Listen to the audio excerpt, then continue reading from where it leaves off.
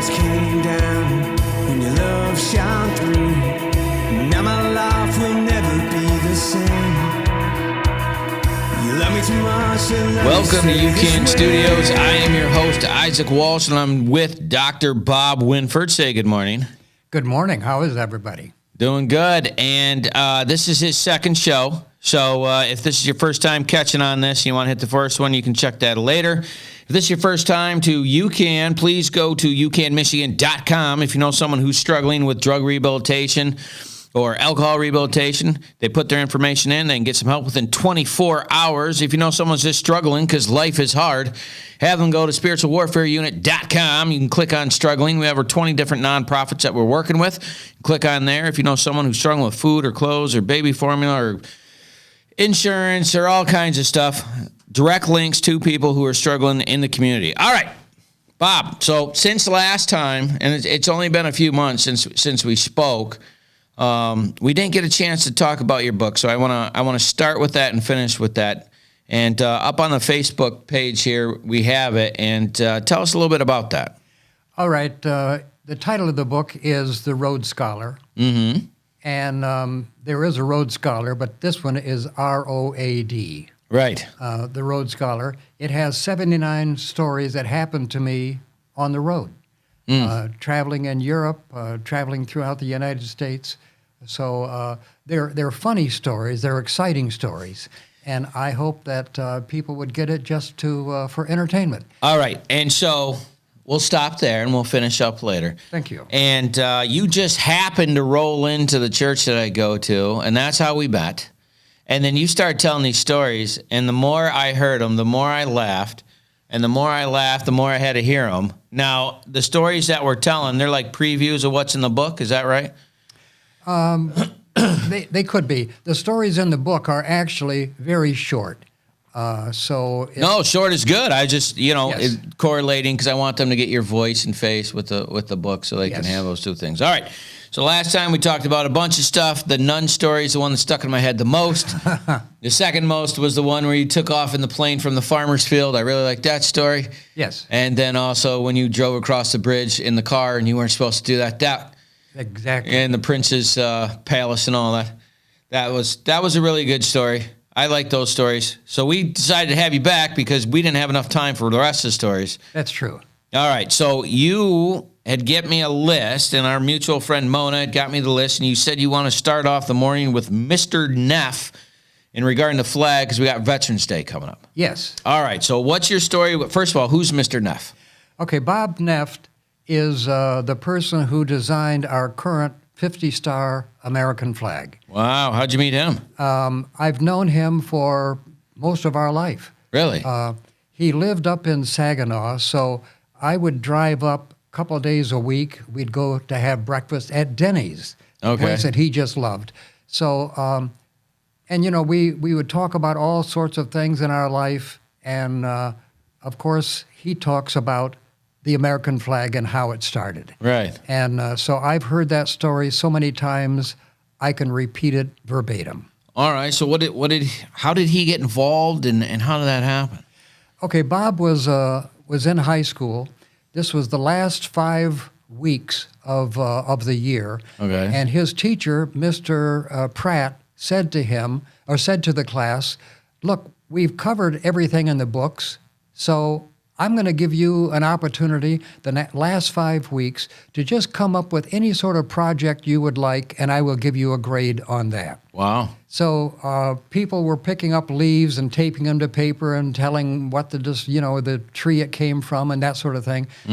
Bob took his parents' American flag and cut it apart and cut off all 48 stars. Whoa. And decided to reassemble this in 50 stars because he knew that soon 2 states would be added, Alaska and Hawaii. Wow, and this was in what year? This was in 1958. So he decided just to do this? To do this, yeah. Well, how did that get from there to the flag? How did that happen? Okay, that's exciting because he put he had his mother sew the stars back together, adding the 2 stars for the 2 new states. Okay. So he took it then and put it on Pratt's desk and turned it in to him. And Pratt came in that day and said, "Whose pile of mess is this?" Right. And so Bob raised his hand and said, and so Pratt said, "Well, what is it?" Right. He said, "It's the new 50-star American flag." Pratt said, "We only have 48 states." Bob said, "Yes, but 2 states are going to be added within the next year or so." Right. And they were. So Pratt said, "You know what? I'm going to give you a B- on this." Wow. Bob was furious. Well, of course. So and Pratt said, "If you get this accepted by the president, I'll consider raising your grade." So it was a bet. And it was just to consider raising your grade. Right. So Bob took the project home, and his congressman lived maybe a few blocks away. Okay. Bob took it over, finally found him home, presented it to him, and said, "Would you ask the president to accept this as the 50-star American flag?" The congressman said, "I'll do what I can." Yeah.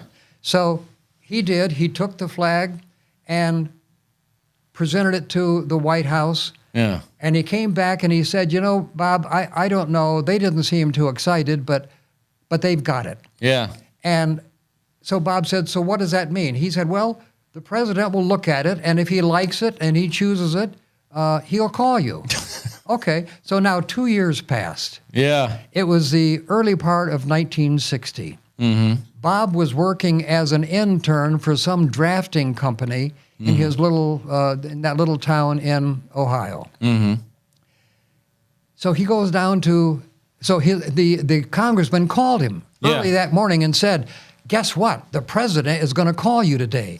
So Bob goes down to the office and told the secretary, "Secretary, President Eisenhower is going to call me today. Would you come down and get me?" She said, "Oh, sure." Yeah. Right. Sure. Yeah. So the day passed, No early call. afternoon, finally 2 o'clock came, and she ran down and said, "Bob, come with me quick. You got a phone call." So he ran back, and the office was jammed with workers from that little drafting company. Yeah. And so she said, "There's the phone. Pick up the phone and then push that button right there, and you'll have the president." The president of the United States. So Bob picked up the receiver, put it to his ear, pushed the button, and he said, "Hello, Mr. President." And the lady said, "No, hold on, sir. He'll be here in just a second." So seconds later, the lady said, "Mr. Heft, yes, the president will speak to you now." So the president said, "Mr. Heft, this is President Eisenhower." And he said, "I've decided to accept your design for the 50-star American flag, and I would like you to come to Washington, D.C. and be honored Wow. on the steps of the Capitol." All because his teacher gave him a B-. Yes. So Bob said, "Okay, but when did you want me to come?" So he said, "We want you here for the 4th of July, 1960. So that was just, a few weeks away. Yeah. So Bob said, "Well, let me ask my boss." Bob reaches over and hits the mute button. He did not put the president on hold. He put the president on hold. That's so beautiful. So the president of the company said, "What did you just do? Did you just hang up on the president of the United States?" He said, "No, I put him on hold." He said, "You can't put the president on hold." He said, "Yes, but he wants me to come out to Washington, D.C., and I didn't know if I have to work that day." Nice. The president said, "You can do anything that man wants you to do. Just say yes. Get him back on the phone." Yeah. So Bob pushed the unmute button. I don't know what you'd call it. And he said, "Dwight, my boss said I can come." Dwight. Now, who but a teenager would refer to the president as Dwight? Right. And Oh, my goodness. So then the president said, "Okay, you stay on the phone. My secretary is going to talk to you and tell you what to do Yeah. to get out here." So that happened. That is how that story went down. That's how that story went down. Oh my goodness. That is just the first story. Now we're going to start the second story because you gave me a list of stuff we're going to get. There's more to that story. Oh, July 4th? Yes. Oh, okay. What happened? Okay. So Bob had an old car. He drove out to Washington, D.C., pulled up to the gate of the White House. Of course, the guards stopped him, and they said, "What do you want?" He said, "Well, I'm here to see the president." They said, "Okay, what's your name?" So he gave him his name. They went over. They look at they've got a list of people that can see him that day, and they said, "Okay, Mr. Heff, pull your car right over there and leave the key in the ignition, and then you get out of the car and you walk up to the White House and somebody will meet you." Wow. Bob said, "Nope, no. My mother told me to not let anybody drive my car." They said, "Listen, it'll be okay. Right. We will take care of it. Right. It'll be." So they convinced him. So Bob pulled the car over, left the key, walked up to the White House, and so he stayed in the White House. Then that was like a day or so. Yeah. And wait, he stayed at the White House for a whole day? Yes. Like he spent the night? Because it was like the next day or something, they were going to have this ceremony on the steps of the Capitol. Yeah. So they were there, and when Bob got back to his hometown, there were no television trucks. It was just a reporter showed up at school. Right. And the reporter said, "What were you thinking when you were sitting on the steps beside the president?" Yeah. He said, "I couldn't wait to get back and put that letter on Pratt's desk that said it was accepted." So, get that B- to an A, right? yes, and he finally did get an A. Oh, my goodness. That's it, yes. So don't always listen to teachers. They might not see talent. Is that what we're saying there? True. That's true. so funny. Oh, my gosh. And that happened in 1960. And you guys went to school together? That's how you knew each other? No, we didn't, but we knew each other, and I got we you. both were interested in politics. And that I got you. Yes. Okay. All right. So the next story you got, and I only got a minute before I get a break, so I kind of want to tease this just a pinch, is you titled this one Space Teacher. Yes. And you were a Flint school teacher for 5th grade. Is that correct? That's true. All right. And you decided to do what? Okay. Our space program decided that they were going to have a teacher go into outer space. Okay. So I thought... What year was this? That was in the 80s. Okay. Like 84, 85, 86. Yes, maybe a year before that. Okay. So I've got on the website or something and requested an application. Okay. I didn't know it was so extensive, but it was very extensive. I had to have 5 community people write a letter of recommendation. Okay. I had to write a program that I would use to promote outer space to schools and to students, and that had to be approved. So there were a lot of things connected with that. All right, hold on. We already got to go to a break. This is a perfect time to take a break because you just got the background in. If this is your first time to Spiritual Warfare Unit, please like, share, and subscribe. Thank you for tuning in. Sit tight. We will be right back. Taking a quick break from our podcast, I wanted to let you know about our life application program that we have for churches and nonprofits in the area that are trying to find programming that they can use in case the corona shuts you down and you're not able to get in. You go to spiritualwarfareunit.com. You click on our episodes and you can check out our programs for as little as $29.99 a month to make sure that we're still getting the word out to those people that need it. Now, back to the program. Welcome back to the show. I am your host, Isaac Walsh at UCAN Studios. This is The Warrior's Way with Spiritual Warfare Unit. I'm here with Dr. Bob Winford, and he was just telling us that he put his application in to be the teacher that went to space, and you had an extensive background check. You had to get 5 people from the community recommendation, and you had to have outline of how you would tell your story for space or have a program for schools for space. That's true. All right. So that's where we ended. What happened next? So I got the application, and they go into extensive things on your education and where you teach and the grades you teach and the grades you have taught. And the promotional program had to be one that would really sell the teacher in space and the space program to students in schools. So that was the story, and I had my principal, of course, write a letter. I had a judge that I had done her campaign write a letter. I had state representatives, state senators, and a presidential candidate. There you go. To write the letters. So that's what I did, and sent them off, and just waited like everybody else. Right. How long was the wait? It was maybe a year or two. Okay. Because there were over 11,000 teachers in the United States that had applied to be the teacher in space. 11,000 people for one spot. Yes. Okay. Yes.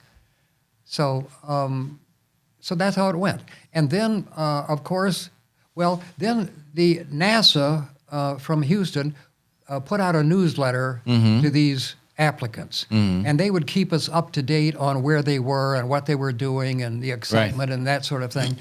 That was very good and very informative, because you learned so much about the space program that you just didn't know before. Right. I am so thrilled that I was not chosen, not because Krista McAuliffe, the teacher who was chosen, ended up losing her life in that event, but I'm a bit claustrophobic. Yeah. So right there, that should have ruled me out. Well, why did you sign up for it in the first place? I mean, it's space. Yes. But you just thought it would be interesting. I thought it would be great. Of course you did. Yes. Of course you did. You have an adventurer spirit at your very core. So it was going to be an exciting thing for me, and I knew I could do it. I knew that if I was chosen, I would be able to do that. All right. Was there like a list of like what it got trailed down to, or who got what, or they just informed them at the end? It didn't, not nearly like I thought it was going to. I thought they would say, now we have 500 that we've chosen, or we've had 200. It didn't come down to that. It just suddenly, these 2 or 3 people were named. And the reason is, if one of them, pooped out, backup. They had to have a backup for it. Yeah, sure, because it's space and all. Yes. Yeah. All right. So the next story that you wanted to get into was Harry Belafonte. Okay. So what is this in relative? What years are we talking about in your life here? That would be maybe the mid-'60s. Okay. It could have been a bit earlier than that, but you haven't heard this story. Let me tell you. Okay. A friend of mine, Glenn Smith, he and I had been buddies forever. And we were in Evansville, Indiana, I believe. Okay. We were in a coffee shop, at a hotel coffee shop, and our street clothes of the day was a 2-piece suit, white shirt, necktie, shiny shoes. That's how we dressed. Yeah, sharp. So we were in this restaurant, and a couple came in with their little daughter. Okay. They were sitting at a table, a few feet away from us. And as we sat there, soon the man of that table got up and came over. And he said, "Are either of you ministers?" I said, yes. Yeah. And he said, "Would you mind coming over to our table and saying grace over our breakfast?" Okay. I said, we'd be delighted to. Okay. So we got up and we walked over. I've got to tell you about Glenn Smith. Okay. If anybody knew how to pray poetically, Glenn Smith did. Okay. If anybody knew how to address God in an honorable way, Glenn Smith knew how to do that. Okay. So we got up and we walked over, and the little girl was maybe 2, I don't know, 2 years of age. Okay. And the beautiful wife sitting there. And so this was Harry Belafonte that I didn't know it at the moment. It was Harry Belafonte that asked you to do that? Harry Belafonte had asked us to come over and pray over their In breakfast. Evansville, Indiana? Yes. What in the world? So I looked, and his wife had her head bowed in prayer. This little baby girl, that it was so touching because she had her hands kind of together like she had been taught by Mom and Dad, that it was prayer time, and Harry bowed his head. Yeah. And I said, I'm going to ask my friend Glenn Smith to pray. Yeah.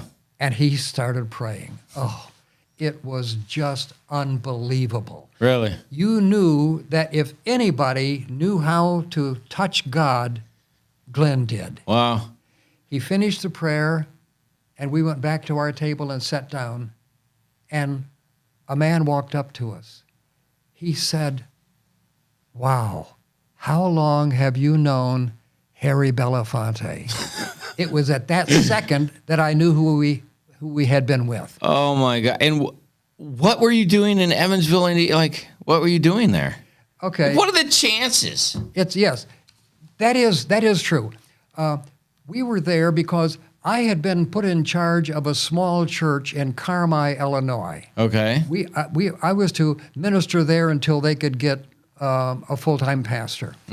And so Glenn was there with me, and we had gone to Evansville because we were looking for seats for this new church. Wow. And there we knew that theaters in Indiana were, some of them were closing, and we would buy some theater seats. They would be upholstered. They would be nice. Yeah. So that's why we were there. Wow. And you just happened to walk in, and that guy just happened to come. Like, did people ask you to pray for them a lot in the 60s? No. Like, that seems odd. We have never had that kind of an experience ever in our life. Yeah. And certainly not from a well-known personality like Harry Belafonte. Wow, and so again, I don't know what to say to that. Like, it's just it's craziness. It's crazy. This is why I have you on, because this is impressive. All right, so we got to the Neff story, which was funny, the space teacher story, the Harry Belafonte story. Now the next one that you wanted to do was Dr. Armand Nicolai. Yes. All right, what years would this be? This would be 1964. Okay, so same time frame. When I was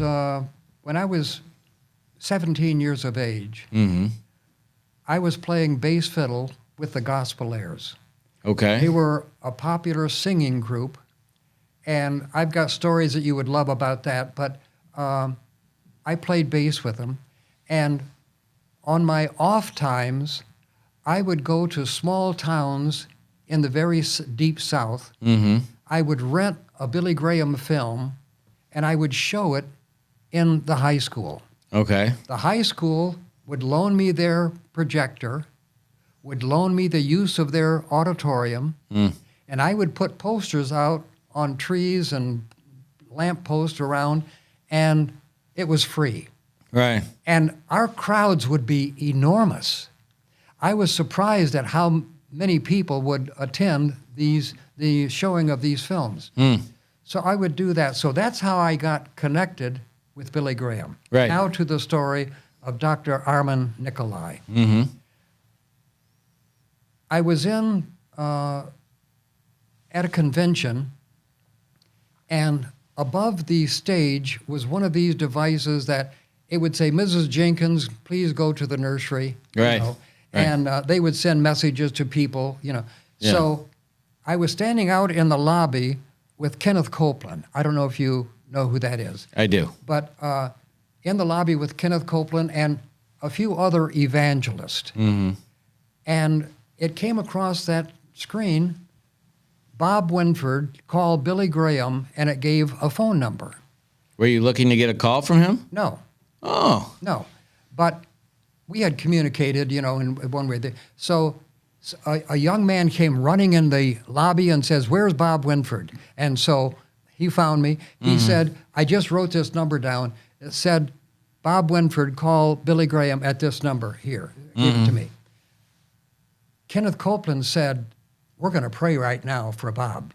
So they prayed that whatever happened, I wouldn't leave this organization for his. Gotcha. So I went. Okay. The reason I wanted to talk to Billy Graham is I had been told a very sad story about a couple of evangelists and some problems they were having emotionally and spiritually. Right. And I needed help. So I went up there and I told Billy, I said, I really need help for this couple that's in the ministry. He said, it sounds like that she needs a counselor. He said, when I get back to my office, I'll get his number. So he called me back a couple days later, and he said, I want you to call Dr. Armin Nikolai. He said he is the head psychiatrist at Harvard University in Boston. He said, I'm going to give you two numbers. One is his office number. The other is his number at home. That was long before cell phones. Yeah. So I said, okay. But he said, Bob, before you call, give me 10 minutes. I want to call Armin and set him up for this. Yeah. So I gave him 10 minutes. I'm standing in a phone booth outside of a bus station in Muskegon, Michigan. Yeah. And so I called Graham back in 10 minutes, and he said, he's ready for your call. So I called him. He said, call him at his office. He said, that's where I just talked with him. So I called him, and he said, if you can get a hold of the couple and have them come to Boston, I will meet with them, but they need to come today. So I called them. They said, yes, we can leave now. From Muskegon, Michigan to Boston. Yes. Wow. So now, they were not in Muskegon. They were in Ohio somewhere, but I got a hold of them, and they went then to Boston and met with Dr. Armin Nikolai, and he arranged counseling sessions for these people all over the country. No kidding. So that was amazing, and it changed their life. It revolutionized their life, and they were able then to continue in the ministry. No kidding. And he just called this guy like I'm calling my local doctor. Yes. Man. Yes. That's extraordinary. Did you let Kenneth Copeland know so you knew he wasn't leaving his ministry or what? I did, but there's more stories about him. All right. Well, before we go, we got to go to our second break. If this is your first time, please like, share, and subscribe on Spiritual Warfare Unit. Sit tight. We'll be right back.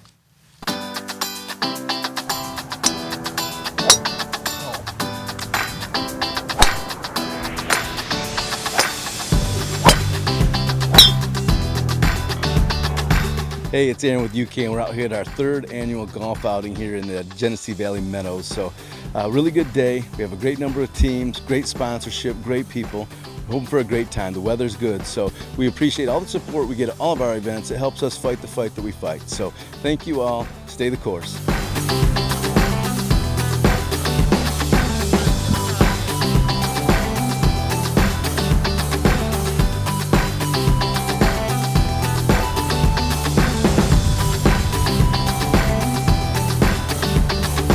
A lot of fun with a good cause. This is a very good cause, and I enjoy doing it. And I have my sons with me today, and we're just going to have fun. We know we're not going to win, but we're going to have fun.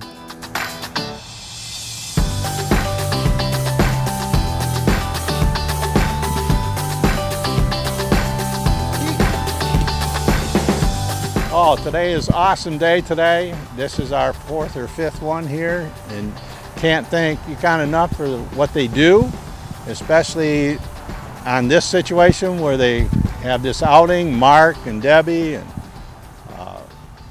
all of them. It's just an amazing outing, and I couldn't think of it brings back memories, but it's a wonderful thing, and we really appreciate it.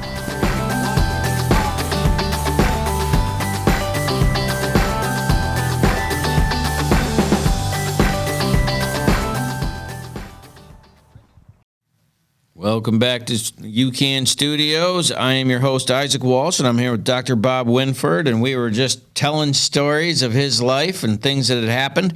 And some of these stories are in his book, The Road Scholar, which we'll get to here at the end. And you were just telling us about how you'd met Harry Belafonte by chance in Evansville, Indiana, which is nuts. because if you didn't see the first one, you also had a literal run-in with the president. I won't blow that story. Okay. But if they want to check that one out, that was a super great story. And then the Billy Graham one. And the next one you had on your list to make sure to hit was Dr. Martin Luther King. You had some work with him. Yes, I did. All right. How did you originally meet? Is this how you originally met? Or is this afterwards? No, I met him, prior to this story, of course, and he is, as you know, a brilliant speaker. Yes, he was. Yes, he was. So I met him through Jim Phillips, a friend who recently passed away in Texas. But let me get to the story. Yes, of course. I have a friend who lives in the Atlanta, Georgia area. Mm-hmm. Her first name is Diane. Mm-hmm. I sometimes refer to her as my Princess Diane. Oh, very good. Because of her influence on so many different things. Okay.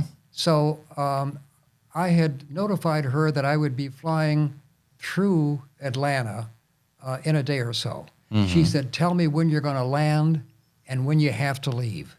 So I always tried to make it that I had a day that I could spend in Atlanta. Right. So I told her, and she picked me up at the airport. And she said, tonight we're going to the Fox Theater. Okay. I said, oh, fabulous. Right. That'll be fabulous. Yeah. I had heard about it, but I didn't know really how beautiful this place was. Okay. So I don't even know who was performing at the Fox. Didn't matter. So I got there. So she picked me up, and later that evening we arrived at the Fox, and we're standing in the lobby. And Diane said, I'm going to the powder room. I'll be right back. So Okay. she disappeared. This lady police officer, I don't know if she was like a sheriff, deputy sheriff or state police. I didn't know, but I just knew that she was some police officer. Mm-hmm. She walked up to me and she said, so who are you? And I said, I'm Bob Winford. And she said, I know you're going to enjoy the show tonight. You'll really enjoy that. And she said, where did your lady friend go? I said, she went to the powder room or something. Mm-hmm. About that time, Diane showed up. Mm-hmm. And she walked up to us, and the police officer said, kind of to both of us, where are your seats? Then she answered the question herself, the police officer did. She said, it doesn't matter. It doesn't matter. Okay. Follow me. So we followed her down the carpeted, all the way down to the front row of the theater. What? And yes, and so the officer said, now follow me again. So now she's going across the theater to the very middle. And she said... Middle front row. Middle front row. She said, these are your two seats. Was she looking for you? I don't understand. I don't know. You tell me. That's why I came here. I thought you'd know. But at any rate, Diane and I are looking at each other. Yeah. And she said, you sit here. And Diane sat down, and you sat here. And she said, when the show is over, don't get up. I'll come back and get you. Okay. And so the entertainer, it was really like, I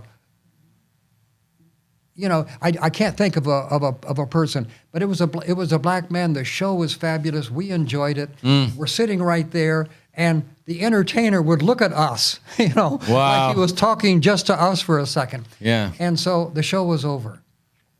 So we sat there, Okay. and the police officer arrived and said, come with me. So we followed her back up, and she said, where did you park? And Diane knew, what lot and so forth. But it was like a building that we parked in, one of those things. Yeah. So she said, I know where it is. So we followed her out, dark, all the way to the car. Yeah. She stayed there until we got in and started the motor. I couldn't believe it.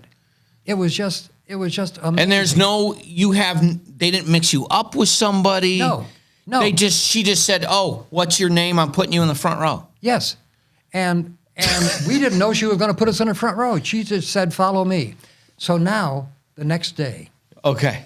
Diane said, "Would you like to go to Daddy King's church?" And I had to ask you because I don't know if everybody knows this, but I asked you what that meant. And you told me. Okay, Daddy King is Martin Luther King's father. And where was his church at? And in Atlanta. Okay. And so I said, Diane, absolutely. It almost brought tears to my eyes because I love the King family so much.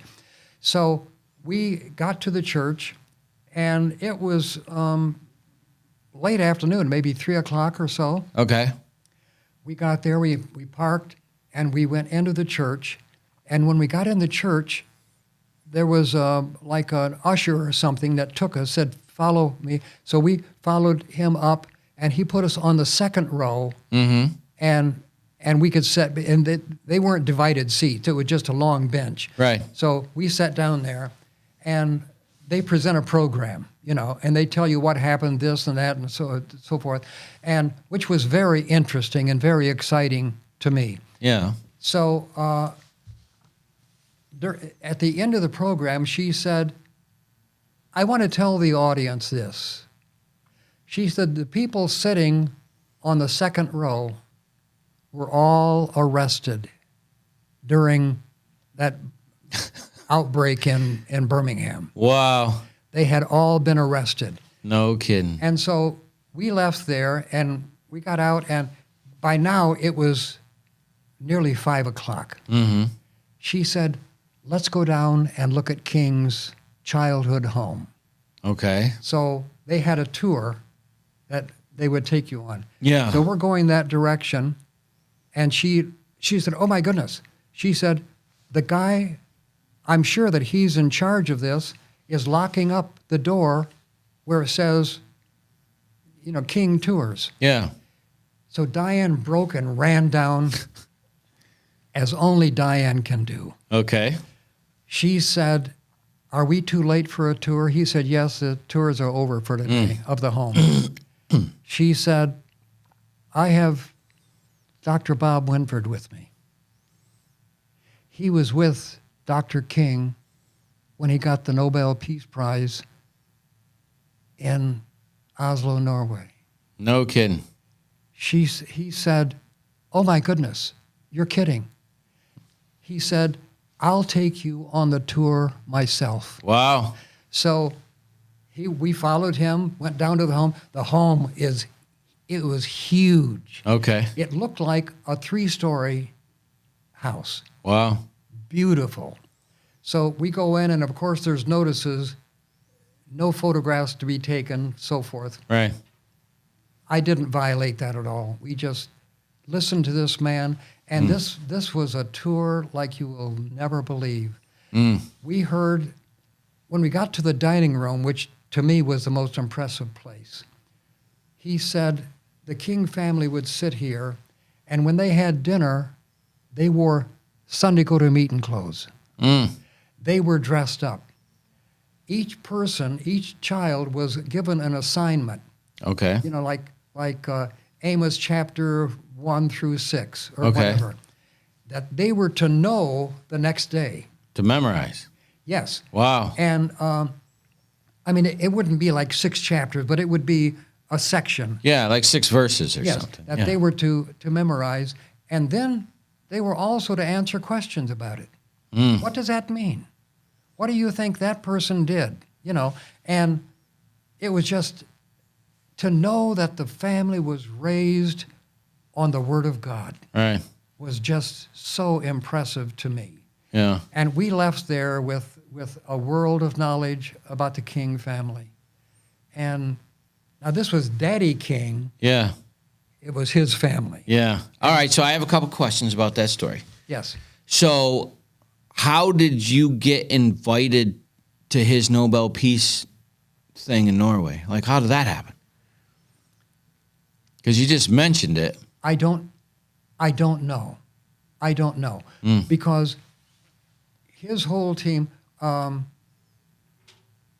the people that had worked with him were all there. Okay. Oh, and you guys worked together, so you just knew each And other. So Jesse Jackson, Yeah. this is radio and not television, but his afro was this big. Really? Yes, And this is mid-'60s? it was. Okay. Yeah, it was. All right. So you had, that must have been extraordinary to see, just to be a part of, and was. so many intelligent people. I mean, Let me tell you, as I walked the downtown area of Oslo, these Norwegians had the greatest respect for Dr. King. wow. You not only sensed it, it was like emitted from You could their, feel it. Yes. Wow. That's true. And that was so much unlike it was in this country. Because Dr. King had spoken at International Platform Association. I was a member of that. And he was the keynote speaker to this event. And I listened to his hour-and-a-half long speech. Oh, this man knew words. Yeah.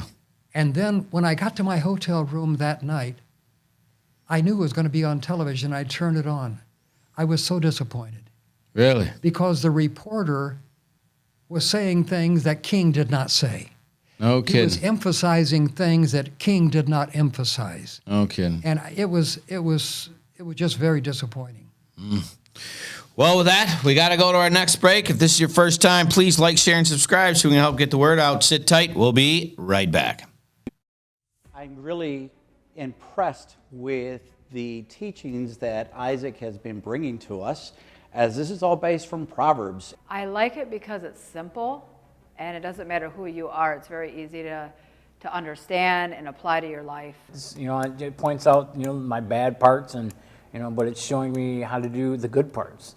And you know, I'm trying to apply that and, you know, make a better life for myself because I'm tired of where I've been. It's impacted a lot of the guys as they continue to talk and ask questions after the meetings, as they speak to one another regarding the meeting and the messages and the topics that are being brought up, which are down-to-earth topics of situations and things that we live with on a day-to-day basis. He takes the Bible and he breaks it down into simple terms and where you can understand. And like I said before, sometimes a lot of churches, even the Salvation Army, sometimes we start using these big words that people don't understand, like even saying someone got saved. Well, what does that mean? What does it mean when you say someone got saved?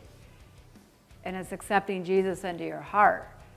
So it's like words like that we use that people don't understand. It's just very interesting how he points out, you know, the different things of, you know, the sin part, and then he comes back with the, you know, how to make it better, and he just points it out. It's there. You know, I didn't know all this stuff was in there, but now that he's pointing it out, it's like, wow, you know, I guess if you really dig into the Bible, you find these things. This is a daily moral standards that we can live by, that the teachings are coming from.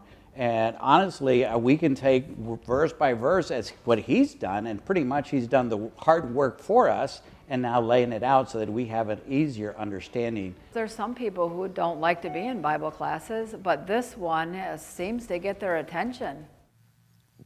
Welcome back to UCAN Studios. I am your host, Isaac Walsh, and I'm here with Dr. Bob Winford, and he was just regaling us some of the stories of his life and the people and situation that he's ran into, and it seems like every single major event that was going on in the 60s, you were right in the middle of those things, and you just finished up a story about Martin Luther King and visiting his family house and visiting his dad's church. If there's any information that you think about Martin Luther King that is off the beaten path that people don't know about him that you'd want them to know, is there anything? Let me say this, and maybe this sets with your audience, but Dr. King was a man of God. Mm-hmm. And his the speeches he gave,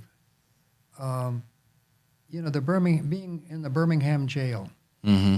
I got a copy of that speech, and it's just a man that loved God and loved people. Mm-hmm. And if there's any story about Jesus in the New Testament, it's a story of love. Mm. And Dr. King was the epitome of that. Of loving people. Yes. Man, that's a great sentiment. Thank you for finishing up, because I know we had to cut a little short for the break. All right. So we kind of made a makeshift list, and I want to get to his book and a thing, but we have one more thing here. It says clips. Do you remember what we were talking about? It was right after going to see Daddy King's store, and then you told me to write down clips. I don't remember what that meant. Oh, Clips. Well, yes. Paul Clips, K-L-I-P. Paul Clips. S-C-H, Clips. Okay. Is the inventor of the Clips horn. Now, what is that? That's a huge. It looks like a speaker for an organ. It's huge. It's Okay. 2 or 3 feet wide, 4 feet, 5 feet tall. A 3 foot by 5 foot speaker? This is a speaker. Yes. Wow. And it looks like an organ. A speaker for an organ. Yeah. Paul Clips, his hometown was Hope, Arkansas. Hope. And Okay. you will remember Hope, Arkansas, because Billy Clinton, Right. mentioned that a lot. Yeah. So I was speaking at rallies at Hope, Arkansas. All right. What years was this? Oh, this was in the very, very late 50s. Okay. So, so one day I passed by the Clips Horn factory where they make them. Okay. So I stopped there, and I met him. I met Paul, and Okay. he was like, we've been friends forever. I mean, he was just a brilliant. You didn't know the man, and you just started. I did not know him. I just stopped and met him, and and as we were talking, I said I had questions about his speaker. Okay. One question was, the speaker is made out of 3/4 inch plywood. Okay. This is a little technical, but I said, how do you know that there are no fragments of wood in some little pocket in that speaker that rattle and Yeah. distort your sound? Wow. He said, that's because we order special. the plywood that we order has to have been put through test that does not have that kind of thing. I thought, wow. Wait a minute. They make particle board plywood that's different for sound than it is for regular plywood? Yes. Yes. What? How do they? Do you know how? I don't didn't know that. I don't know. Oh, okay. So they have to make it one layer at a time No kidding. so that there are no pockets, that could have a little chunk of wood Right. would rattle in there. Yeah. So he talked about that. Now, the Clips horn is this big speaker. Okay. He uses, surprisingly, Electro-Voice speakers. And Electro-Voice makes a 15 and 18-inch speaker. Wow. So he uses those in certain units. But what would be interesting to you would be to, first of all, do some research on Paul Clips Okay. and find. I bought his headsets. Okay. Oh, they are. Oh, you're talking about sound. Yes, Yeah, that's right. they Okay. are magnificent. Really? But now they have since moved from Hope, Arkansas to Indianapolis, Indiana. Okay. All of my contacts with them have been there. Of course, Paul died some time ago. Okay. But his company and his stuff is still Company there. and relatives or something, Yeah. continue with that. And I know why we were doing that story, because we were having problems with the headset this morning. You're like, oh, I know a guy that had a headset company. I'm like, of course you know a guy that has. That's why we wrote that down. Yes. All right. Well, is there anything that's coming to your brain that you wanted to talk about other than your book? Like anything else that you're like, oh, I forgot this one, or I like this story real quick? Not really. All right, perfect. So this book up there on the screen, The Road Scholar. Now, what year did you write this? let me tell you, I have been writing it for a long, long time. Oh, I see. It's just a collection of stories that you put together. Because they were stories. Now, when I told the producer, he said, "How many stories do you have?" I said, "Well, I have about 300." He said, "Oh no, that's way too many." stories." Yeah. And so he said, "You want to reduce it to, much, much smaller than that." Yeah. So I ended up picking these 79 stories, and I think there were more than that. And he said, "We're not going to put this one, this one, this one, this one." Well, it allows you to get more volumes of books, right? Yes. Volume 1, Volume 2. I guess that was his point. Oh, very good. All right. So what year did you get this published? Is it this year? Probably 10 years ago. Okay. And what's the purpose for the book? What was the reason? It's just that various places that I would go and I would tell stories, people would say, "You've got to have a book." And that was always the thing. You've got to have a book. Oh, I gotcha. So it's like it's a storybook, a coffee table book that you can put on there about stories. Yes. And let me tell you like that story you just walking into the president at a coffee shop. Like how does that happen to people? I know. Like that was ridiculous. You're like, "Oh, sorry, Mr. Eisenhower." So anyways, without them getting shot, Right, without getting shot. So out of the 79 stories that you had in there, like what's your favorite one? My favorite one is one that I told you about Maud. Okay. That was the very heavy lady that we baptized. Yeah. No, don't tell anybody because that goes to the first video. If you haven't checked that out, it's about halfway through. I have told that story 10 times. Okay. Since you told them that story, and they laughed every single time because the way you finished that was like, oh, they're like, "Hey, man." I was laughing so hard. I'm not going to blow your thunder. That's your story to tell, and I'll miss details. But if you haven't seen that, you got to hit the previous video with Bob. Yes. That was great. And the stories that you have in there, now 79 of those stories, you said you have some really short ones, right? Like Yes. super short ones. Yeah, there are very short stories. I don't know if I can tell this one. You don't know if you can tell it? I don't know. I'm going to tell it. Here's Okay. what. We were in Vienna, Austria, Okay. and we wanted to walk from Vienna, Austria to this palace that was very famous. And it was a mile away. Mm-hmm. So we got out of the train station and we're walking down the sidewalk, and up our distance, a block and a half down the road, was a man with a big dog. Okay. And so I said to my wife, "Dear, let's cross the street." Yeah, big We were on dog. the same side with. So we crossed the street. Okay. Seconds later, they crossed the street. Uh-oh. And so I looked at my wife and I said, what do you think? What do you think? She said, "Let's cross the street." So we went back across the street. Okay. Same thing happened. Cross back. Yes, the dog and the man are now in front of us. Yeah. And they're a half a block away. And they clearly did that on purpose. I was absolutely certain that they did that on purpose. Right. So then we went back across the street. They did that.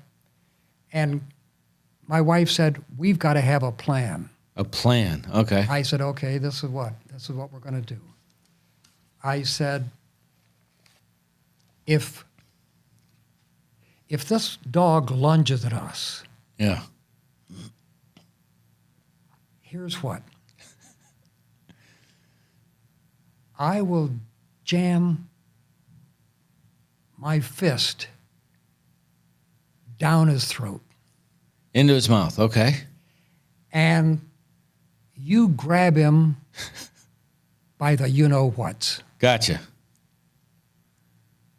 I said, "Okay." She said, "Yes." All right, we got a plan. She said, "Okay, that's what we're going to do." Okay. And she said, "Wow."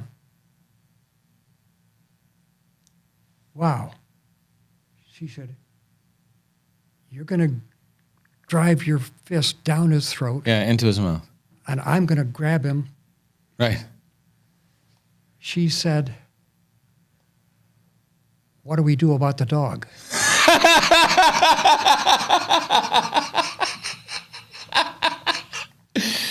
Oh my gosh, I did not see that one coming. Bob, well played. Oh, that's funny. So there's all kinds of stuff in there like that. So if you can't keep that story, just... Oh my gosh, that's so funny. We're definitely showing that story. Oh, really? Oh, well done. Boy, you sucked me right into that one. That slow play was ridiculous. Oh my gosh, so 79 stories of just things that have happened in your life. Yes. And if people wanted to get it, where could they go? They could go to Amazon and just type in, Bob Winford. Okay, or they could type in Road Scholar.